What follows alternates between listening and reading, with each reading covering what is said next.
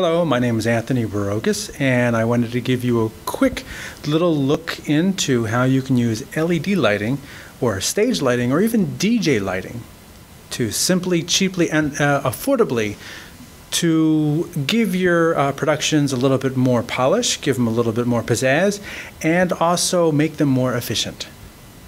What we have here is I'm actually sitting in the hot seat for a corporate production that I'm putting together. I have a soft light over here. I have a fill light coming from this side. I have a little eye light that's turned a different way in front of me just to fill in the face a little bit, especially for older people who have a little bit of darkness, and it fills that in. And I have a microphone right behind me. And then up here I have an LED light giving a little bit of white. On this side I have a little bit of white light coming in as an LED. And then behind me there's a backdrop being hit with two LED lights, mostly blue. Let's do a walk around and see what these look like. Here you can see the hot seat, and on either side are these little cans. These are the LED lights shining on the backdrop. I have increased the lighting in the room so that you can see everything.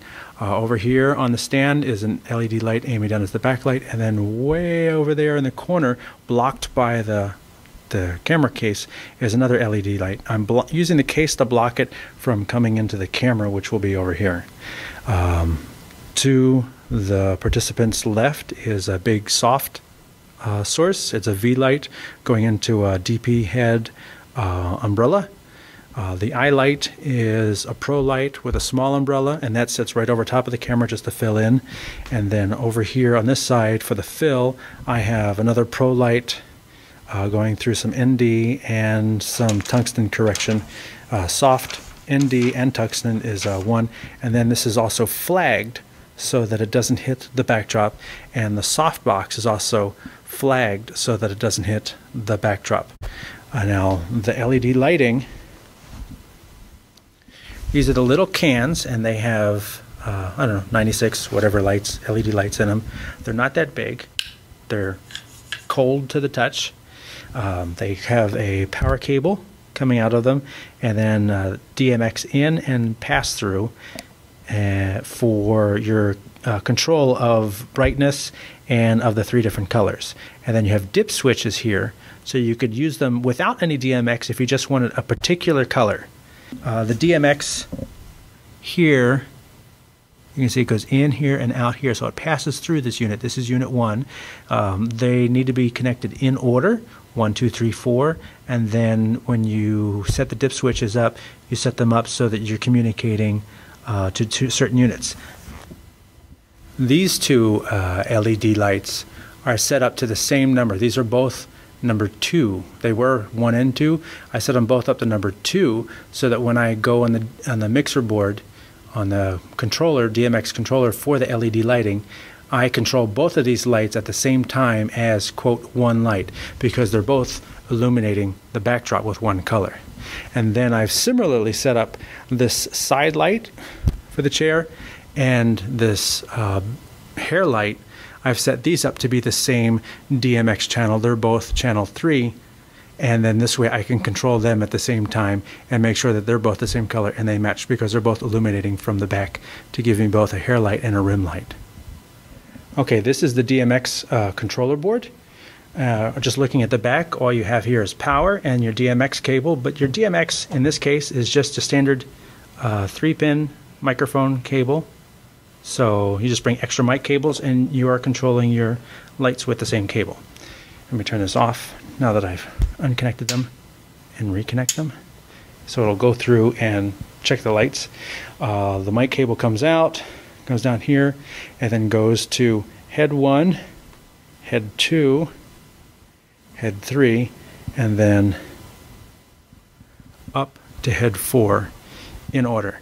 And that way I can control all the heads, and you can keep going. You can control you know, dozens of lights with this, and you can daisy chain the power.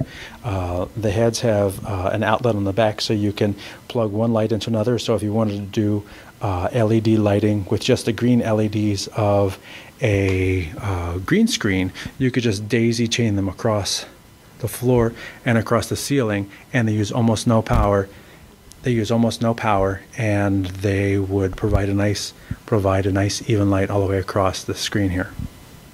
I've dimmed the room lights, and now we're looking at just the production lights here on the chair. And the controller, you can see, I can toggle any particular light. I can toggle multiple lights to change them. Every board's a little bit different. You know, you can program over here to save each scene. I've stored a bunch of scenes, and then if I want to, I can individually change the settings for each light right here with the sliders. Each light that I have uses 7 channels, some for strobing, some for fading. This is your master dimmer, and then you have red, green, and blue on your first 3 channels. Now what I've done is I've saved a bunch of scenes up here in the scene buttons, so that when a new person comes in for an interview, I can just tap a button and all the lighting changes. And within a second, I've completely changed the look of the backdrop and the hair light and everything. So let's take a look at that. So, and this is one of the efficiencies that the LED lighting really gives you, is you don't need gels. So that's scene 1, push a button here, scene 2, push a button here, scene 3, scene 4, different backlight. You see the backlight on chair changes from scene 3 to scene 4, scene 5, more blue, scene 6, more red, scene 7, more white, scene 8, 7 and 8 are again just the backlight change between more yellow and more white. And I have these, so I have 8 different scenes. So if we were going back to back to back with interviews, I could just quickly tap a button and then have a whole different look for the camera, so that these interviews look different when you're editing them. So this way you can make use of controller panel, some audio cables, which you should already have. Power cables have to go to every light, and then adding a couple heads. Now, you can spend a lot of money on the lighting heads, or a little bit of money on light heads. These are the smallest heads. I wanted something very small that I could just easily take with me, so I chose the smallest, which of course also happens to have the least amount of LEDs, the smallest, cheapest LEDs, and they're also the most cost effective. Each of these heads is about $50, 50, 50, 50, 50. You can buy the little stand that goes on the bottom there. You know, that's a nominal cost. The little tripod stand that goes underneath of the yoke. And then online you can get a tripod mount to mount them to a tripod, which is obviously what I've done up here. I've mounted it to the top of the light stand. And this way you could buy a small head, you can buy a big square head, you can buy a long strip. The long strip would be great for backlights, hair lights, because it's illuminating from a long, thin line, and the LEDs are very directional, so they're not going to come into the camera. But you know, that head is going to be a couple $100 as opposed to $50. But realistically, for a total package of about $300 right here, I've managed to give a basic corporate production in, you know, your standard conference room, multiple interviews. I've managed to give it a very upscale look by providing a lot of different looks, a lot of different colors, with ease, saving time, saving money, and making the client very happy. And that's really what it takes in the end. And here you go. For the cost of one really good tungsten head and a tripod stand and doors and some gels, I'm able to use 4 different lights, providing 4 different colors or groups of colors in different areas, in ways that are very fast, very easy to implement, and that includes the controller board for that price. So for that same $300 investment, you can now provide all the colors under the sun in different places, as washes, as backlights, as front lights, you know, whatever you want. And you're able to save all these different looks as scenes and execute them instantly, to change between your scenes effortlessly and quickly, making productions go faster and putting more dollars in your pocket. You know, improve the look of your productions a lot easier and a lot faster by using LED lighting, by incorporating some production tools from other areas. From, these are all DJ lights, as they call them. And by using DJ lights in a video production, they're meant to go fast. They're meant to change up. Use that to your benefit, and it pays off in the long run.